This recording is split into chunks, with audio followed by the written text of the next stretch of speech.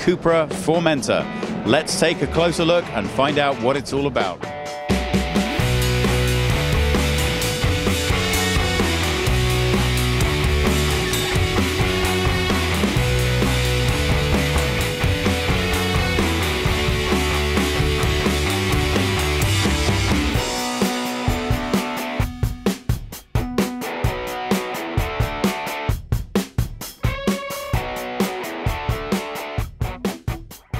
At this stage, the Formentor is only being shown as a concept, but it's a very close to production concept. I think realistically this should be hitting the market in around about 2020. So what is it? Well, I think the best description is probably a coupe style version of the Cupra Ateca. I like the way that they've merged both of the other styles and added something a little bit new and different just for this car. There's a lot that's fresh here, there's a lot that's punchy. I think the launch of the Cupra is all about saying we are here and we are sporty and we are aggressive. They've used the windows here to really accentuate the angularity of the design, and this massive rear shoulder does nothing more than reinforce the power of the rear quarter of this car and also the speed and dynamism of the design. Now, I'm not completely convinced in terms of this stylistically working for me personally, but it is going to come down to taste. And what I really do appreciate is that this very much distinguishes it from anything that's gone before. This has its own design language and it is very unique. So tell me, this is the defining character line. What do you think of it? What's particularly nice about the rear is that uniqueness of design has been carried on right through to the back. So whether you initially love or hate this, it's very distinctive and it really does stress its newness. We have borrowed features from others of the lineup, as you can see, but it's completely freshly delivered. Everything about this says power, speed, performance, and there's lots of lovely Cupra angularity from the lighting design down to this very particular air diffuser on the rear. And look at these exhaust ports, they absolutely mean business. So, okay, it's very fresh, it's very different. I'm not completely convinced by this overhang at the top. It really does compress the rear visibility, but it certainly does add an awful lot stylistically. The whole aesthetic design ties together very nicely indeed. So as I said, whether you love it or whether you hate it, what you can't do is say that it's like anything that you've seen before from Cupra.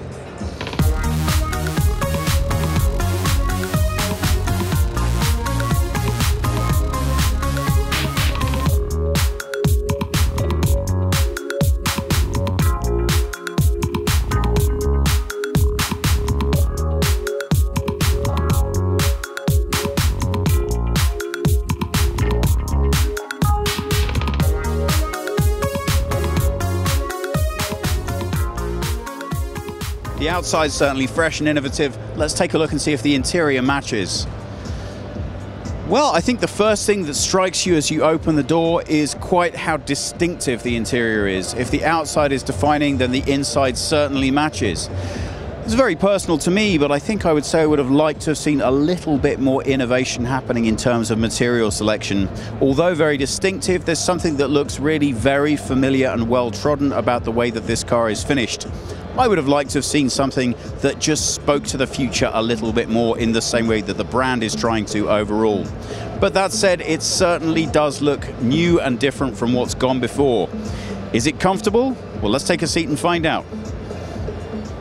Well, everything Cupra is supposed to be sporty, and these seats are no exception. They really hold you nicely, and I think they're going to need to. We don't obviously have any numbers yet, it's a bit too early for that, but I can promise you this car is going to be about performance.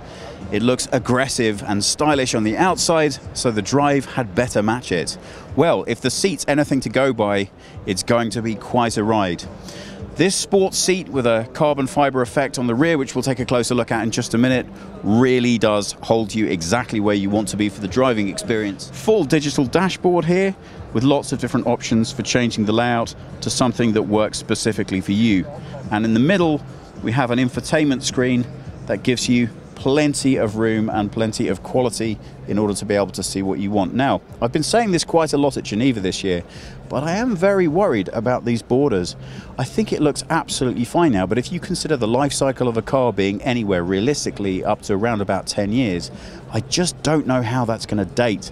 And I think the point of this design is it's supposed to be one for the ages. So I think they maybe could have finished this one off a little bit in a more contemporary way. It's very small, it's very discreet, but I think it's going to feel nice and sporty when you want to slam it in and really push this car off to get the best out of it.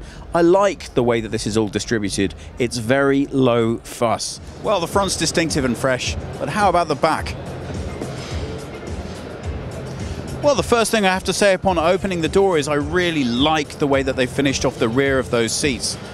The sports seats, they should be emphasizing sportiness, and this, I'm pretty sure, is going to be carbon fiber effect. The actual carbon fiber looks every bit the part. So for me, it's only a little bit let down when we come to the door. I don't know, maybe I'm being picky, but that just looks a little bit too much like hard plastic for me.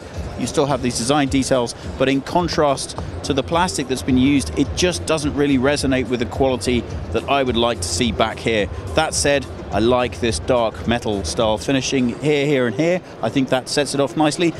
And this unique approach to the speaker grille design really does tell you that there's something different happening here. So that's a nice touch. Once you actually sit in the rear, you get to find out the answer to one of the most important questions, and that is, this coupe style roofline, am I compromising anything in space? Well, of course, it's not a true coupe roofline. And we can see that when we look at how much headroom we have. Wow, for a rear seat passenger, that's extraordinary. Loads of space, plenty of leg room, very comfortable seats back here. All of this style, which is extensive, has to come at some kind of a price.